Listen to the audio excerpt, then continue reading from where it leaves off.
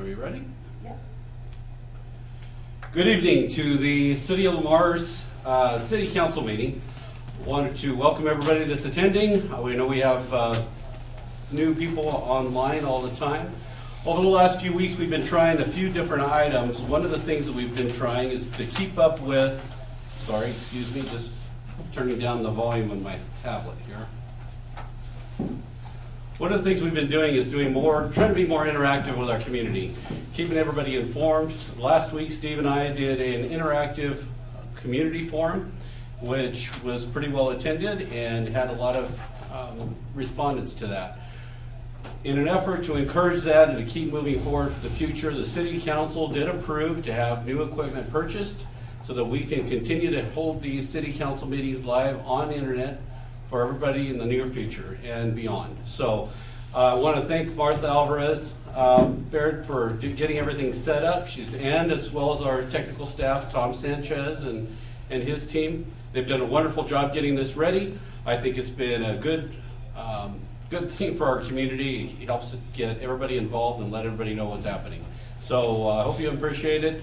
With YouTube, you'll be able to answer questions and ask questions during the meeting, and we'll try to keep on top of that as we go. Next item I want to discuss is something a little bit different. And over the last few days, we've had some issues here in town.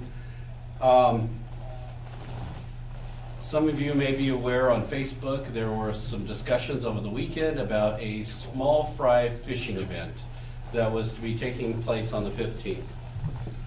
I had been receiving notifications from our health department that this was an event that was not in accordance with the Safer at Home state orders, and it created an issue. I was asked to contact the coordinators of this event to let them know that it needed to be canceled. And of course, nobody wanted to see this event canceled, and the event coordinators didn't either. This created a full-on blast throughout the internet over the weekend on Facebook. Nobody was happy, and everybody was very upset about this. So that's how we kind of came to it, is, well, you know, as a city, we're obligated to abide by the state stay-at-home orders and all the orders that come down from the state.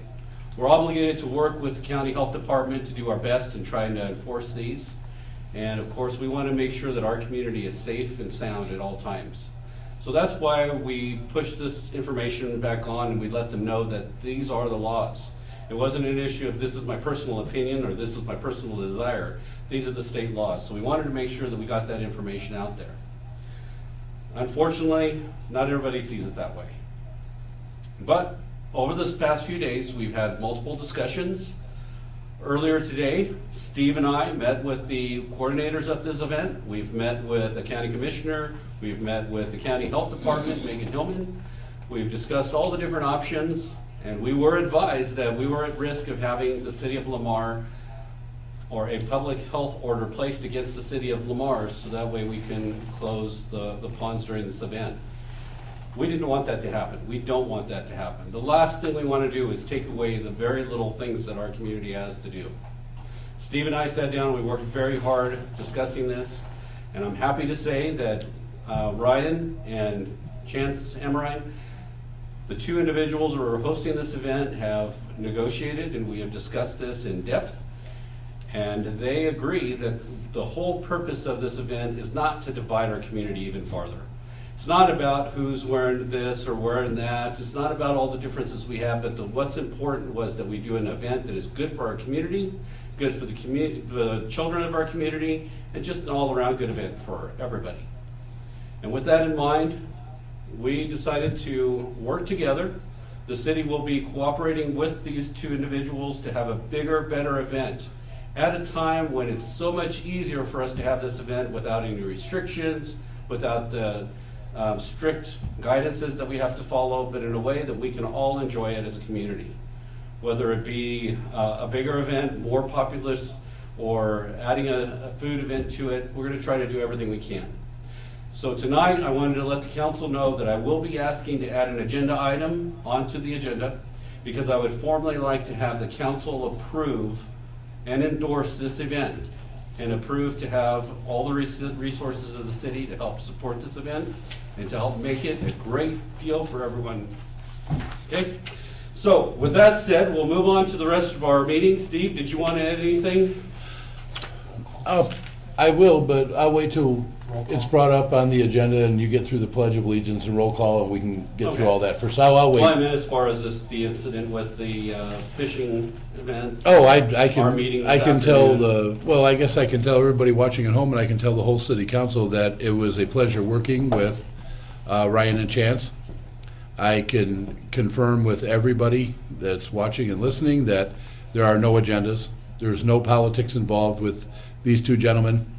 They were extremely cooperative with the two of us on the phone. We all agree that this is for the kids.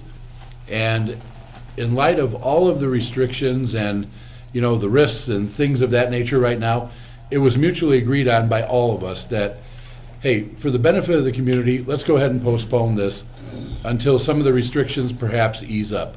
We're going to wait and see what the governor does after May 27th. There's supposed to be a new set of orders out. So everybody agreed it would be in all of our best interests to work together, get the county commissioners to perhaps work with us, work with the health department, work with the city council, bring it to you all. And if we're going to do an event, let's do a small fry fishing derby that everybody's going to really love. So just great cooperation amongst the parties, I can tell you that. And it ended up working out extremely well. I am very pleased. I just want to be on record thanking the two organizers, Ryan and Chance. I agree. And I'm glad that they were able to sit down and talk with us today, and I'm glad we were able to come to a consensus of what's important, which is a good event for the kids and for our community. So hopefully that'll keep us moving forward. We will be getting a group set up to work with them as far as teams from the Parks and Rec Department and Steve and myself, and we'll do everything we can to help make it a great event. Aside from that, I do want to say these past couple of months have been just traumatic for everybody, and I know everybody's frustrated. Tensions running high throughout the community. We really do need to focus on the things that we can agree on, and that is that nobody wants to have anybody ill, nobody wants to get anybody sick. Everybody wants to make sure that our community is great. And as we're moving forward, I want to say that I appreciate everybody that's been taking precautions, wearing masks when they need to, or doing the different things that they feel is right for their own family and the community. So I want to thank everybody for doing their part, and I just want to mention that as well. Last but not least, I've got to say, Steve came in here into the city of Lamar as a new employee and the new city administrator at a perfect time. And it's been trial by fire for him since day one. He's been running the city and trying to keep everything great. And I want to thank him again for all of his leadership that he's been helping with. It seems like he's been fitting in really well and everything's been moving forward nicely. So thank you, Steve. I appreciate that very much. Thank you, Kirk, for the nice words. Okay, so with that all said, we'll move on with the invocation. Manuel, would you please? Heavenly Father, we give you thanks for all that you do for the citizens of this community, our city and our county, our state, and our United States. Lord, I pray your blessings over the city of Lamar and the people of Lamar. Lord, we're so thankful that we've had minimal difficulties with this COVID virus. And so, Lord, I pray that as we look to go forward, that you would open the doors and the opportunities that we have for future events, and that we'd have great success concerning getting back to our lives as they were. And so, Lord, we again are grateful that we don't have people who are in our hospitals because of it. We don't have people who are passing away because of it here in our city. And we feel blessed because of it. We ask for your continued blessing. And we're thankful, Lord, for all these things. Bless our time as the city council makes decisions concerning our city and our city's well-being and the finances of our city. Lord, we just pray these things in the name of Jesus. Amen. Amen. Amen. Raphael, would you lead us in the pledge? Pledge allegiance to the flag of the United States of America and to the republic for which it stands, one nation, under God, indivisible, with liberty and justice for all. Call the meeting to order. Roll call. Joe Gonzalez. Here. Rafael Rodriguez, Here. Jerry Jenkins, Kurt Crespin, Here. Oscar Riley, Here. Manuel Temez, Here. Anne Marie Crampton, Here. Steve Kill, Here. Kristen McCray, Here. Lance Clark. Okay, I just wanted to add that, for the record, that Jerry did say that she was here during the, or via electronic. First off, before we start the consent agenda, I would like to add that agenda item right after the consent agenda. We'll put that as item number 6, and we'll move everything else forward.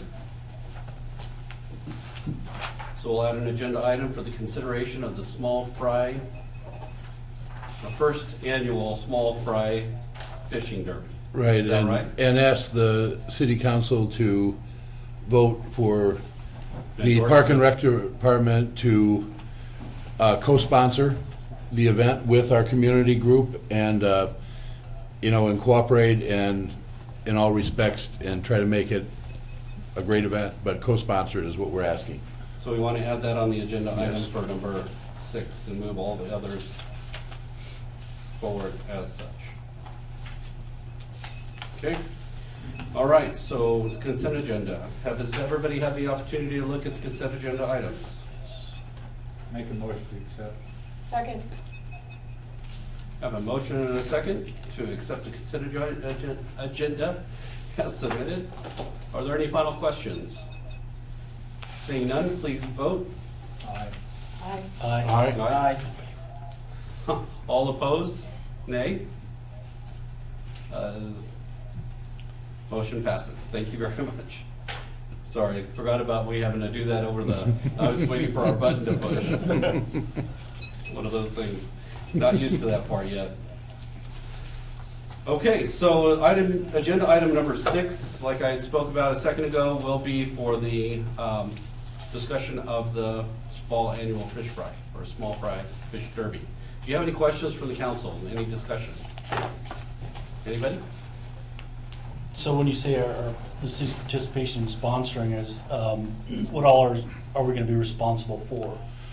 I guess, Manuel, we've had about 45 minutes to think of this so far.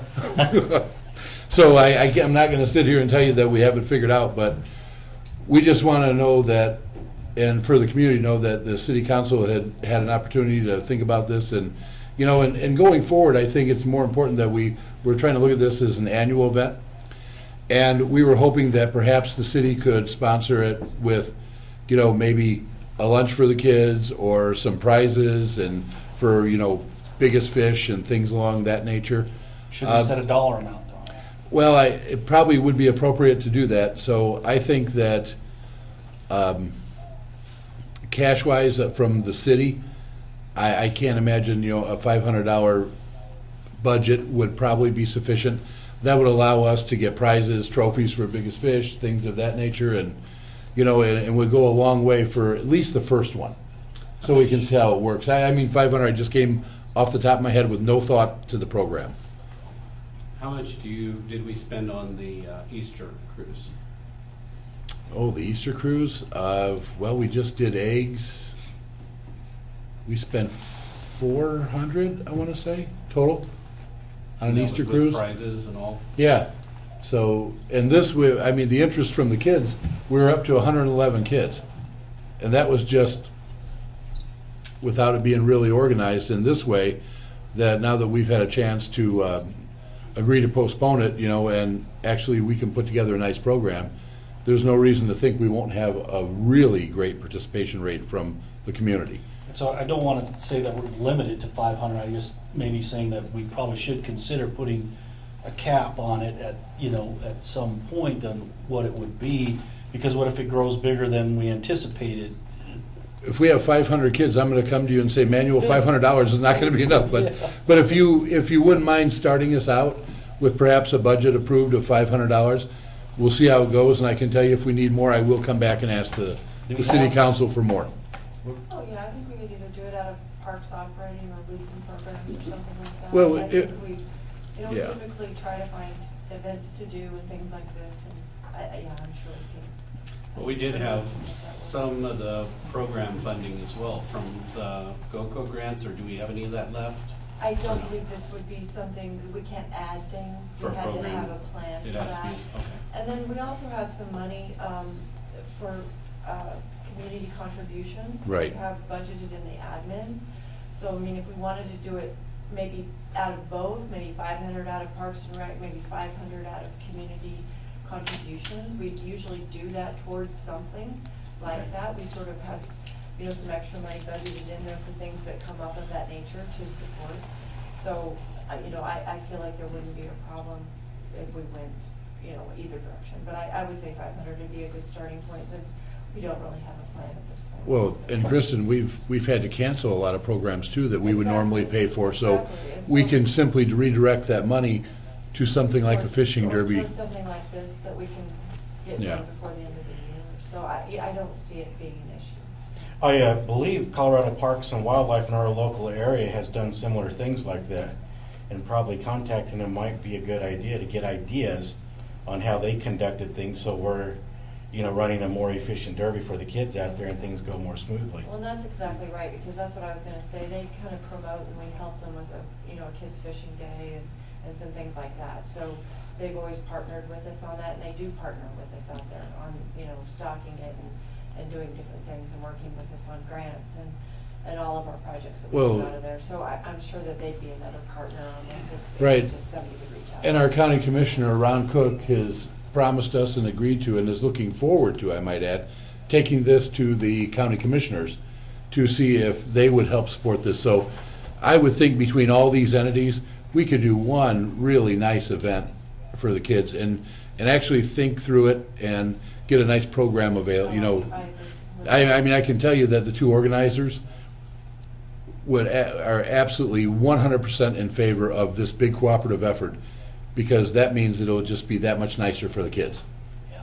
And I think being able to promote it, if we get it started, the promotion on it, we could probably really be very successful in getting a good turnout. But with that, my thought would be we need a start date, or what day are we planning? It's a difficult one Well, right there. yeah, The that's tough. difficulty with that is we're gonna be limited by what the state allows order-wise. I know that we, in talking with Ryan and Chance, we advised them that, you know, we're expecting new orders in about 2 weeks. So that should give us a pretty good ballpark right there. But do we And think we're it's shooting gonna for be that. July? Do we think it's gonna be 2021? No, No, not that far. my goal, I can tell you what my personal goal is here, and I'm sure that if Ryan and Chance were here, then they probably will write in. I wouldn't mind seeing it done in June of this year. So can we set a June date? I can't set an exact date right now in June. I would need to, we would need to talk to them and everything, but I can tell you, Manuel, the goal, my personal goal would be June of this year. We're expecting new orders May 27th. Our hope is, and again, we cannot confirm this, and everybody please don't hold us to this.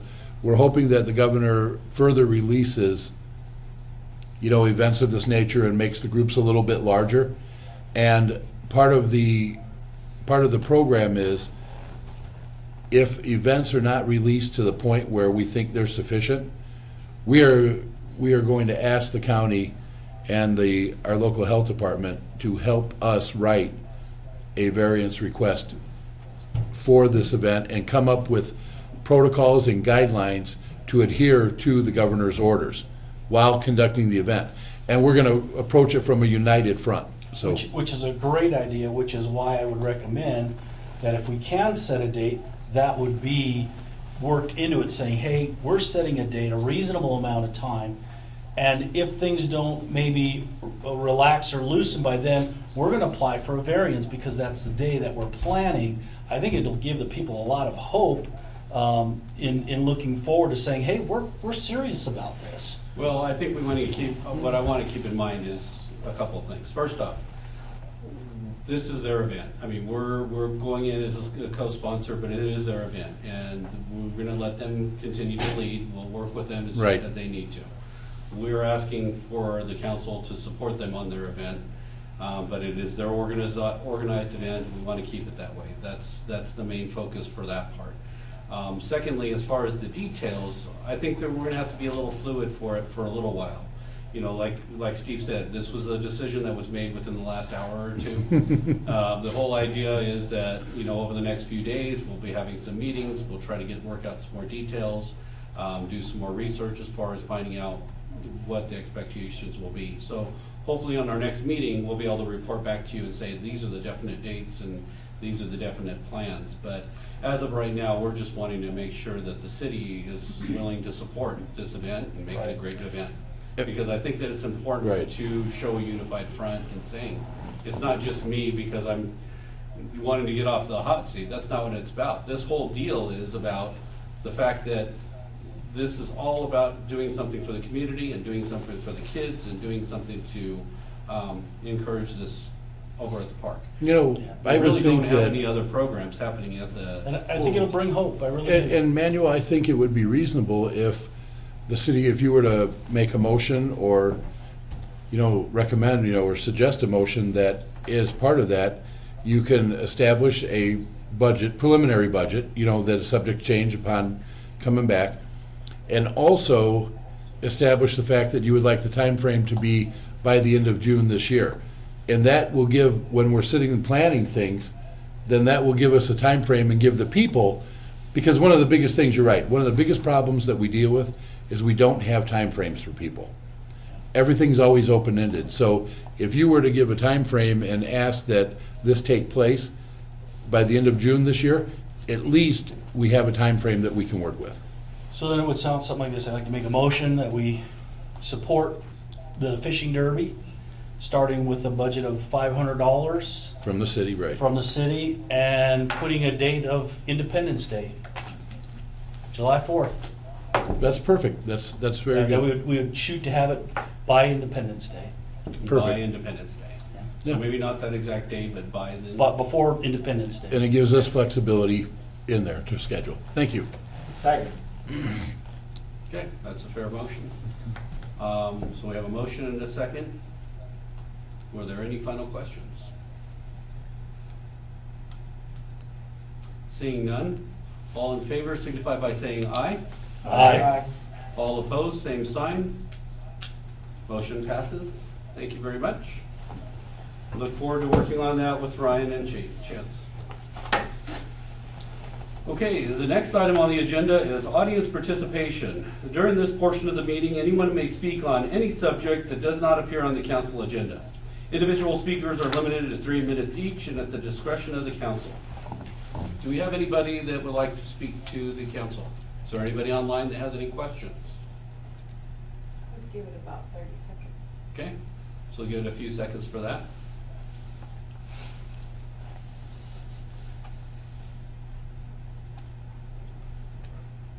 Yeah, sorry about that, Manuel. We had no time to think about this. We just finished at 6. Okay. Doesn't look like we have any questions from the internet and nobody here locally. So we will move on to the city council liaison reports. Do we have any reports for liaisons? Seeing none, city administrator report. A couple things. We have, well, I can let Linda always does this. We have the sales and use tax report. Linda, I don't know if you want to do a quick rundown. Sure. The March sales and use tax collected in April was $348,514.34, which was up 9.5% or $30,243.74 from 2019. Our year-to-date collections was $1,339,871.85, which is up 6.51% or $81,900.91 from 2019. Great, thanks, Linda. Just a reminder, city offices are closed for Memorial Day. We did move the meeting. Memorial Day is Monday, May 25th. We rescheduled for Tuesday, May 26th. Everybody remembers that from last meeting. CML conference in Westminster was canceled. We did cancel all our reservations, so everything's refunded. They decided it was best not to go with that this year, and understandably so. FAA regional airport cutting, where for our new status as a regional airport. Well, the representatives of the FAA are not coming out right now. So we are going to try to reschedule our ribbon cutting for a mutually convenient time when we can have more participation, and we are kind of out of these regulations of COVID. It's just really, people aren't meeting now, and that's just kind of how it is, and we want to make sure we adhere to those regulations. We don't want to get the group oversized and everything like that.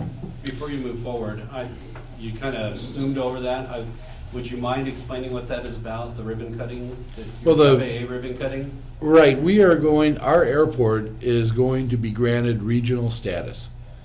So why is that important? That's important because when they republish all the maps, we're going to appear more prominently.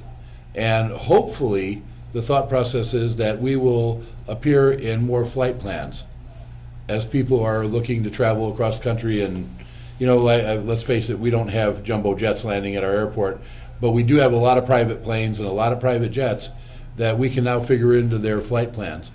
We are full service. We have mechanics on staff. We man the airport. You can fuel up at any time. So it's going to become very convenient, and we're hoping that our airport does better. That's why it's important to have that regional status. And Pat Mason, our Public Works Director, is working with our representative of the FAA now to go ahead and get something in writing that's going to grant that status and make sure when the maps are reprinted and things are published again here coming up shortly, that we're going to appear correctly on those. And we had a date set at one time, was that? Well, we had a tentative ribbon cutting date set for this month, but we're simply not going to make that. So, it's just, we have to adhere to all the public health guidelines, and we can't have groups meeting, and we're doing our best. But the most important thing is the regional designation. I just wanted to make sure the council understood, because it is significant for us to have that regional designation, especially as we try to position ourselves more as a regional hub for the area. Transportation is one of the key positioning factors, having the rail and transit and our highways intersecting, and now a regional airport. That's a big asset for our community. And they really do a great job at the airport. Our FBO, fixed base operator that's Right. there, manning it. I've had different pilots talk to me about how when they stop at Lamar, it's just a pleasure compared to some other communities where you have to go and hunt down somebody, or you self-serve, or it's Or there's nobody there. nobody there. So it's really nice to actually stay in Lamar and stop by as you're flying through. But thank you, Steve. Go ahead. Yeah, before I get on to the all the status of the city stuff and all that, I know that it's not on the agenda, and I know that everybody's looked at it, but Kristen just went through an audit, and it was almost spotless. And I just wanted to thank her for that, because I have reviewed over 27 years dozens of audits, and the review comments were so minimal, it didn't even faze me. So That was the 18 audit that you went through. yeah, it was the 18 audit, and it went really well, and I just wanted to make sure everybody knew that, because I was very impressed with it, and I even wrote her a little note to that effect. So, Wonderful. and it's those things that never get attention brought to them, so I just wanted to make sure I let everybody know that it went well. So, Good. Great job. um, so we'll move on to the status of the city, which you see on the city administrator's report. This is kind of just a summary of the little presentation that I guess myself and Kirk did for about that hour and a half, just to let everybody know where we're at. Linda's office and our public utility office, they opened to the public today. We're still encouraging people, if you can use the drop box and you don't have to come in, please don't. But we are trying to transition the opening of our city offices like we did when we closed them. We're going to try to do it slow and methodical, but we want to slowly try to get back to some sense of normalcy. The exception is the library. The governor and the state will not allow the library to open. They will not allow the rec center to open. So we still are under some guidelines, but whatever we can open, we will. And we're going to slowly transition into it so everybody understands that's kind of the route we're going. We've supplied every department has digital thermometers. Our chief of police, our fire chief was good enough to work to make sure we could get all the equipment we needed. We have checklists, we have masks that were supplied to everybody, we have gloves if they need them. So we're trying to do our part to not only service the public, but make sure our employees are safe. We're paying special attention to any employee that's classified as vulnerable. The state has made that a priority and placed an emphasis on that, so we want to make sure that we do our part. Are we no longer on staggered staffing? We are no longer on staggered staffing. We have released each department to come back, bring the workforce back to normal hours, but practice social distancing. If you get to a location and you see 7 trucks and 7 guys, everybody's not supposed to ride in a truck together. We're supposed to, you'll see no more than 2 in a truck. But it's those little things like that that people will notice, but that's our attempt to comply with the health orders and keep our employees safe. So, but we are back to normal schedules now for the most part for the staff, so you know. We did have 1 positive case show up, and then we had another one this weekend. One of them is citizen, one's a healthcare worker. So, you know, the increased testing, as we had said, we didn't have any testing before. Now that we do, and we're testing at High Plains, they're doing at least 3 to 4 a day, but they're equipped to do at least 10. So it's no surprise that there are positive cases showing up. Just to let everybody know, we do have that now. Now, this positive case, did it get sent home? Or did they get put on a ventilator? We have nobody in the hospital, they're sent home. So we have nobody that's needed to be hospitalized, even if they've tested positive, which is a plus, which is nice. Most definitely. Yeah, that's a very important point. Yes. The hospitalization is what's driving everything, and the hospital capacity. So you are correct, Joe, we had, no, to the best of my knowledge, as of today, nobody's been hospitalized, so. I want to see what else I want to say. Just the city staff will continue social distance. We have protocols in place. Police and fire have all their protocols in place. We have plenty of PPE for everybody. We're not short of equipment. So in that respect, I think we're doing pretty well. And I don't know if Kirk, you want to add anything to that, but I just wanted to do a general overview for the council. Yeah, Steve's been doing a great job. The staff has been doing a great job. Management overall has been keeping an eye on the employees and trying to keep them safe.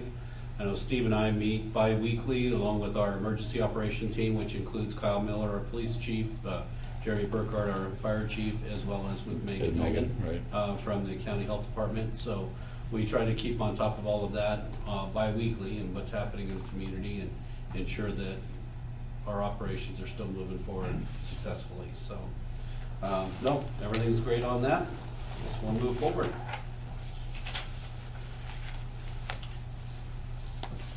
One of the things that we didn't, I know we were in the middle of trying to work on a few different projects.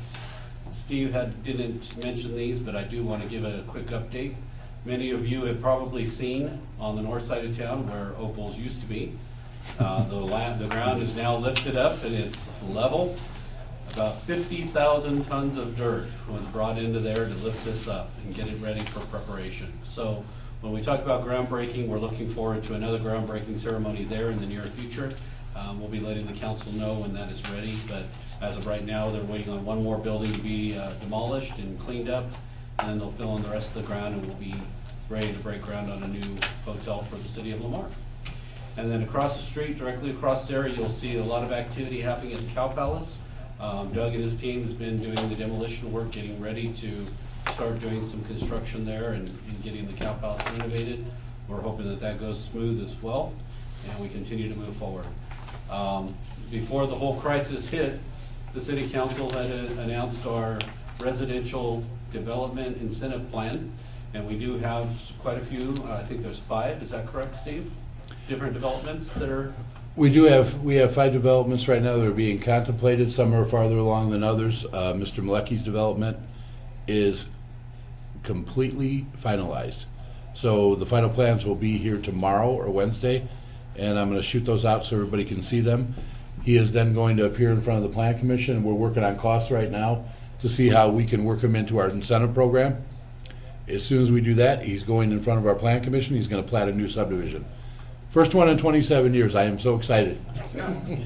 So I just wanted to mention that all to you as well, because it's very exciting. I mean, we're going through a terrible time, rough time. Most of the business has been closed, but Steve has been staying on top of these We're- different projects so that when we come out of this, the city of Lamar will be ready to roll, and Rockville will be able to get in there and start a little bit of growth for our community and continue to move forward. So we're looking at really expanding our economy, and hopefully we get that growth. You know, and that's one thing that's real important. I mean, Stephanie's doing it at SCCD, Tara's doing it at PEP, we're doing it with the city, you know. No matter how bad things are and how slow we are, I sense that everybody still really wants to move forward, and I see it every day, and I watch even the emails coming through are incredible every day. So I can tell you everybody's doing that, and we are too. We're doing our level best, so. Yeah, definitely. Okay, moving on the agenda, we have agenda item, which would be number 9. Proclamation number 20-05. A proclamation declaring Friday, May 15th, 2020 as COVID-19 Remembrance Day in the city of Lamar, Colorado. Steve, you initiated this. Did you have any comments? Well, we were contacted by the governor's office, and we were asked if we would do a small little statement at the meeting, and if we would entertain this day. Well, there was really no title to it or anything. So the governor's office wanted to make sure that everybody in the state remembers those who have sacrificed, during this time and everything like that. So we kind of just thought of, COVID-19 Remembrance Day. Well, I drew up this resolution, gave it to Kirk. He loved it. He said, we'll send it to Sam at the state. So sent it to Sam at the state, and he said, do you mind if I disseminate this throughout the entire state for everybody? I go, sure, not a problem. So to the best of my knowledge, this is going around the whole state now, and if you would like, I can read it real quick, and Or I then, can either one, whichever perhaps, you entertain approving it. It's a proclamation declaring Friday, May 15, 2020 as COVID-19 Remembrance Day in the city of Lamar, Colorado, whereas countries around the world have been stricken with a pandemic commonly known as COVID-19 coronavirus, and whereas the state of Colorado and all other states that comprise our great nation have been battling this pandemic and has suffered loss of life and uncertain recovery from this global crisis.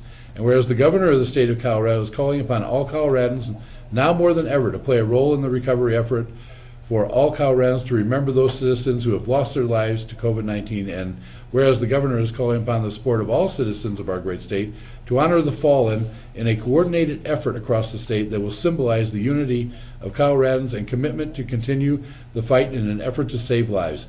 And whereas the governor is asking for a coordinated effort among all communities across the state to take a moment of silence in remembrance of all those who have lost their lives on May 15th, 2020 at 7 p.m. and there's some stipulations here, by turning all building lights red, meaning if you have a public building or you have a private building, if you have the ability to change the lights on the exterior or go to red lights, they're asking that you do that. Encourage all citizens to join together, turn all, police and fire to turn all lights on police vehicles, fire vehicles, ambulances, 7 p.m. All Coloradans to wear protective face coverings, at least for a short amount of time in remembrance of this. For all citizens to observe a moment of silence. The governor's asking for those 4 things. Now, therefore, I, Kirk Crespin, Mayor, well, you can go with this, Kirk, now. I'm not the mayor, Kirk, it's okay. Now, therefore, I, Kirk Crespin, Mayor of the City of Lamar, Colorado, with the unified support of the City Council, do hereby proclaim Friday, May 15, 2020 as COVID-19 Remembrance Day in the City of Lamar, Colorado, and encourage all citizens to join together with all communities across the state in remembrance of those who have lost their lives during this pandemic. So once again, it would be for a moment of silence, 30 seconds to 1 minute, on May the 15th at 7 p.m., asking you to turn all the building lights red, police and fire to turn on their lights, and all Coloradoans to wear protective masks and face coverings, and for everyone to observe a moment of silence during this 1 minute on the 7 p.m. on the 15th. So, Can I just share my personal thoughts about it? Definitely, anybody who's lost their life, and it's not just for COVID, and to single this out in some ways I feel sensationalizes COVID. I don't know if we can change the terminology for it, possibly, but just declaring a COVID-19 Remembrance Day sensationalizes COVID-19. Well, I this think is- we do want to, you know, of course, with any and every reason of why people pass, you know, it's something that we want to remember. And there's a lot of reasons, you know, that any state or any country loses lives. But I think that some of the sensationalizing of the COVID-19 throughout our country isn't healthy. And this is just promoting it in another way. It would be totally different if the number of projections that they put out were actually what was happening, but that's not the case. You know, we're seeing a much higher recovery rate. We're seeing a lot lower death toll than was expected. And so then to just go ahead and labeling it the COVID-19 Remembrance Day to me is just, and this is my own personal opinion, it's just not a healthy thing. It seems to be sensationalizing the COVID-19 to try to go along with all the media and all the newscasting and all of the daily putting up the numbers where, you know, this is just participating in sensationalizing But it. we're just honoring the request of the governor. That's all. That's Yeah, all that's- this is, Manuel. Nothing more, nothing. I mean, So the governor's requesting this. The governor's statewide for all requesting different this, that's all. communities, You know, so- I kind of agree with Manuel in a sense of that as well.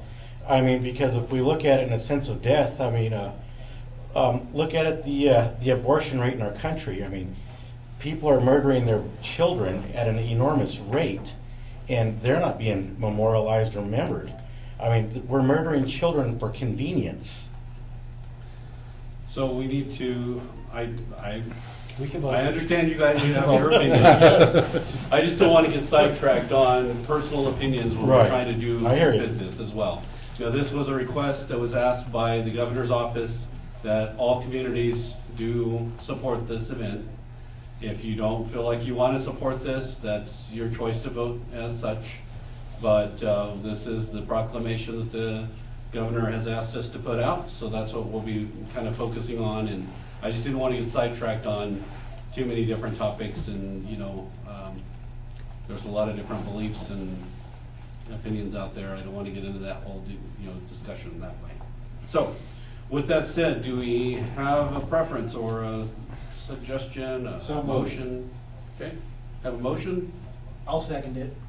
You have a motion and a second to approve proclamation number 20-05. Do you have any final questions? Seeing none, all those in favor signify by saying aye. Aye. Aye. Jerry? Delayed. She said aye. And all those opposed signify with nay. Nay. The split vote with Manuel and Joe voting no, and the rest of the council voting yes, the motion will pass. Thank you very much. And we'll move on to the next item of business. Agenda item number 10. The CARES Act grant funding for the Lamar Airport. Looks like Pat Mason had initiated this one, but Steve, would you like to discuss that? Yes, it's actually it's actually worked out a little bit better than we had thought, because originally this was a matching grant, but now we're going to get, because of the CARES Act, we're going to get $30,000 to be used to offset the master plan for the airport when we get our regional status. Really good news. So I would suggest that we go ahead and get this. There's no match. That's not what the commentary says, so have you changed your mind then? You want to move it over to the capital projects and not the general fund? Well, wherever we put it, we know what we want to use it for, Kristen, so if that's what we need to do, that's fine too. It's talking about offsetting the general fund for the utilities and things like that, so have you decided to move it then? I believe we want to, yes. Because we get separate funding for the master plan funding. Well, I know that the CARES Act grant, well, we wanted to use it to offset that master plan funding, if we could, because originally it was a 50-50, is what my understanding was. But this right here, the way this grant reads, we can use to offset utilities, things like that, which will offset the costs in the general fund. Then we could just take that money from the general fund and transfer that if we offset those costs if we need to. So it's kind of 6 of one, half a dozen of another. We're gonna save $30,000 no matter what, because we're gonna get a $30,000 grant. So if we do that, we can always transfer money if we need to. But all 30,000 is going to the airport, correct? All 30,000 is going to the airport, that's the bottom line. Okay, So, Moved. I second it. Okay, we have a motion and a second to approve the CARES Act grant funding for the Lamar Airport. Are there any final questions? Seeing none, all those in favor signify by saying aye. Opposed, same sign. Motion passes unanimously. Jerry did say yes. Okay, agenda item number 11.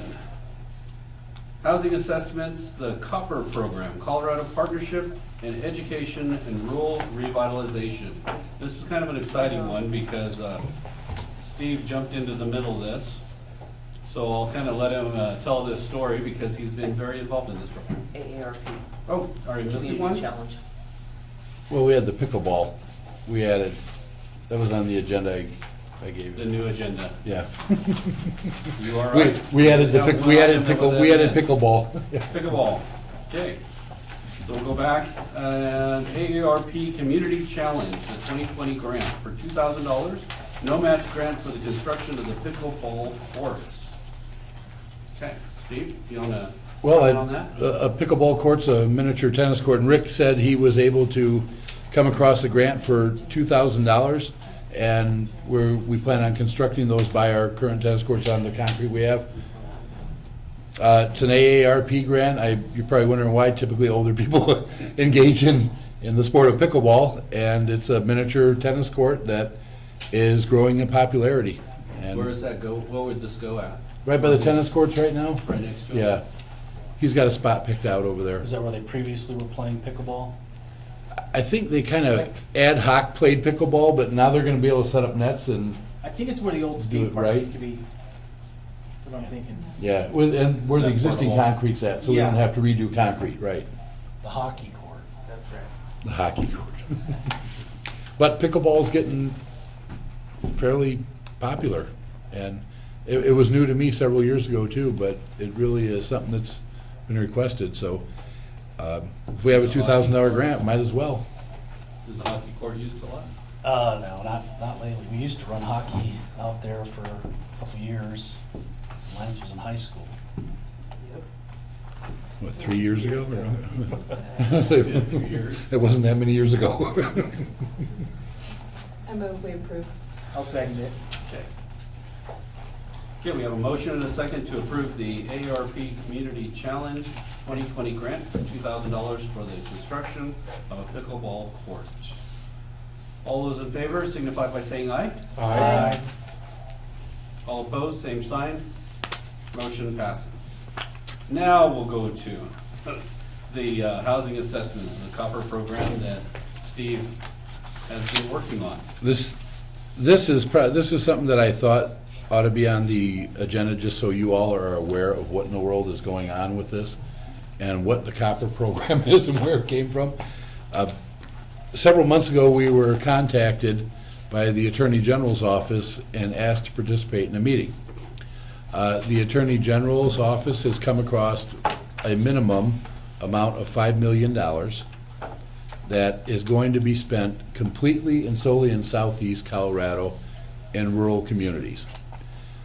The whole idea behind the money to be spent is to revitalize neighborhoods in our various cities and towns down here in southeast Colorado, and to work with the local colleges and support the trades program, so any renovation of existing structures or demolition, as the case may be, depending on what exists, we could work in a cooperative effort with the colleges and their trades programs.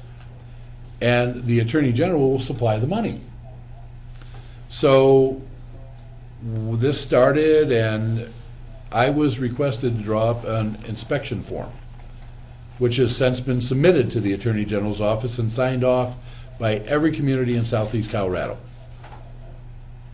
So they also decided on the name of COPPER, the Colorado Partnership for Education and Rural Revitalization, again, to work with the colleges.